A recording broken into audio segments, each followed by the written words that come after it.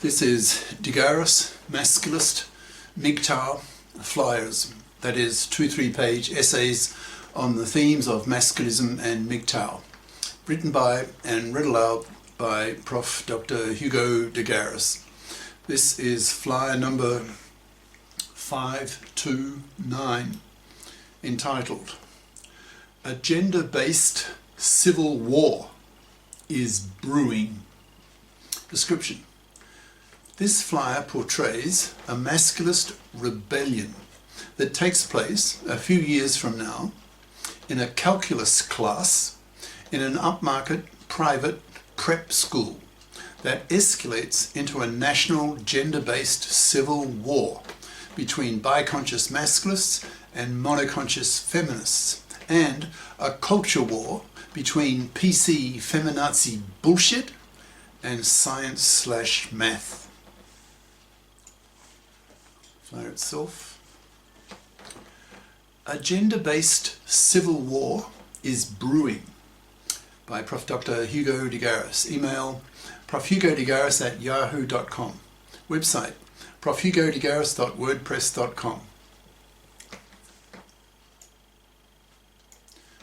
Picture the following scene a few years from now, once masculist ideas are widespread, in an upmarket private prep school's senior year classroom in a Western country, where the teacher is a strong feminist who, let us say, teaches calculus, who makes a remark to her mixed-sex class that the patriarchy is to blame for there being so few world-class female mathematicians.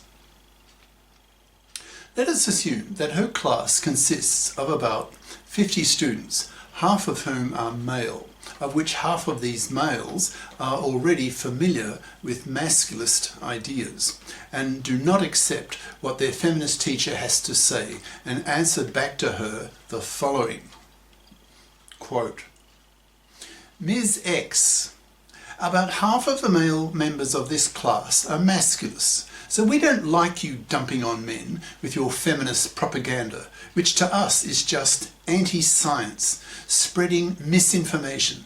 If you continue to come out with such misandrist feminazi lies, we will report you to the principal and push for you being fired. We masculists are fed up with your feminist propaganda, especially as masculists, knowing that you women oppress men worse with your many gender crimes against men that last decades. The main reason why there are so few women who are world-class mathematicians is that women are simply dumber than men for genetic reasons. But that simple explanation is something that you iscyanate feminists absolutely refuse to consider. You are so brainwashed that it is men who hold you down, when in fact you women have 10% smaller brains, for Christ's sake. You women are dumber than men on average by 4 IQ points, in brackets say Professor Richard Lynn, that's L-Y-N-N, and Professor Philippe Rushton, independently. Google them, close brackets, and have a 10% lower IQ variance than men. So over a whole population, women's IQ scores are more bunched up and men's are more spread out. So the morons and the genii are males. So since the genii are males, it's to be expected that women have won a pathetic 1% of science Nobel Prizes. Women have 10 times lower testosterone levels in their blood, so are hugely less aggressive, ambitious, dogged, persistent, so achieve far less than men. So of course men dominate everything. Whenever men turn their minds to something, they always dominate it, especially in math. Since you're a math teacher, you should know that it's possible to calculate the proportion of women to men at various IQ levels, knowing the formula for the male and female IQ bell curves. The female bell curve is taller and thinner and shifted down by 4 IQ points, and the male bell curve is shorter and fatter and shifted up by 4 IQ points. Using these two bell curves, one can calculate that at the IQ level needed to become a full professor in pure math means that the proportion of women at that level is only about 10%, which matches the reality pretty closely.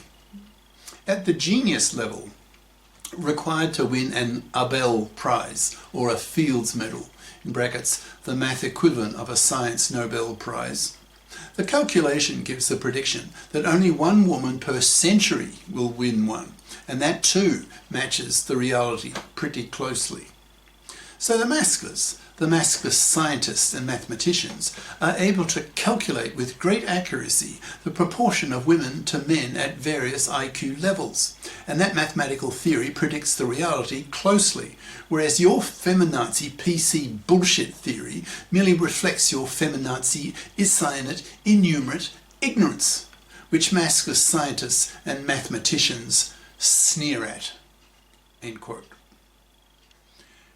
At hearing this, the feminist teacher, quite unaware of the historical importance of what is about to happen, stares at the male student, the smartest in his class and the best informed masculist as well, and tells him that she will report him to the principal and that he may be expelled from the school.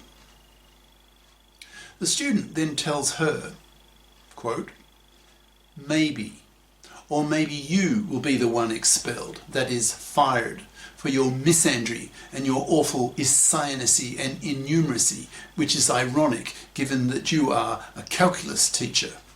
You are about to learn how it feels to be the object of a male masculist rebellion, since about half the male members of this class are now masculists who are fed up with feminazi bullshit and are putting our foot down. So stay tuned." End quote. So the feminist calculus teacher goes to the principal, who happens also to be female and a monoconscious feminist, who takes her side, of course, and then calls in the above male student to have a talk with him. The principal says to the male masculist student that what he said was totally unacceptable and that he should apologise to the feminist calculus teacher. The student then tells the principal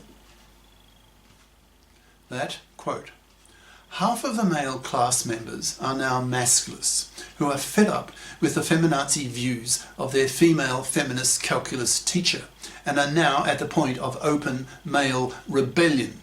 So if she," that is the principal, "does not handle things very carefully, she may have a political incident on her hands that will attract the local media." The local media, resulting in the principal coming under such public political fire that her job, oh God, that her job may be on the line, end quote.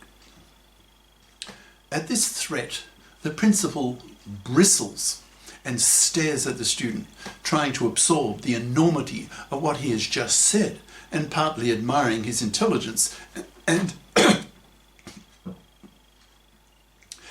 emotional maturity coming from a kid of only 18 years old. She starts to think. She pauses to think and finally says, quote, "I will consult my school council to see what we are going to do with you," and tells him to go back to class. The principal then submits a report, both written and verbal, to the school council, which consists mostly of women who, surprise, surprise, are monoconscious feminists who are outraged by the words of the student and decide to expel him. Then all hell breaks out. Word quickly gets out in the school that the student has been expelled for what he said, which to the masculist members of the calculus class is simply true, as backed by scientific verification, and therefore has to be accepted. So quickly, a student masculist union is formed amongst the dozen or so of these male masculist calculus students, so that at the next calculus class, the expelled student and the other masculist students who support him are present in the class. The female feminist calculus teacher then walks straight to the principal's office and tells her of the open male masculist rebellion and asks the principal what to do, how to handle the situation. This is the end of part 1.